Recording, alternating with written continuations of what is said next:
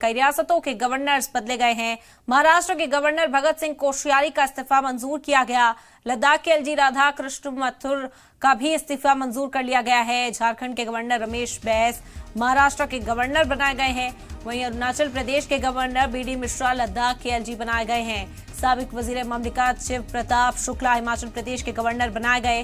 राजस्थान के कद्दावर लीडर गुलाब चंद कटारिया असम के गवर्नर बनाए गए। साबिक जस्टिस एस अब्दुल नजीर आंध्र प्रदेश के गवर्नर बने हैं। वहीं बिहार के गवर्नर फागू चौहान मेघालय के गवर्नर बनाए गए हैं।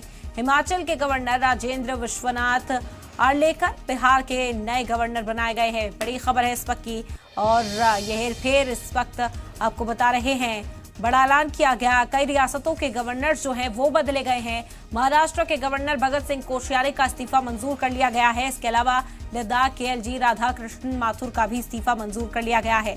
आपको बता दें कि झारखंड के गवर्नर रमेश बैस महाराष्ट्र के अब नए गवर्नर होंगे। अरुणाचल प्रदेश के गवर्नर बीडी मिश्रा को लद्दाख का चार्ज दिया गया है।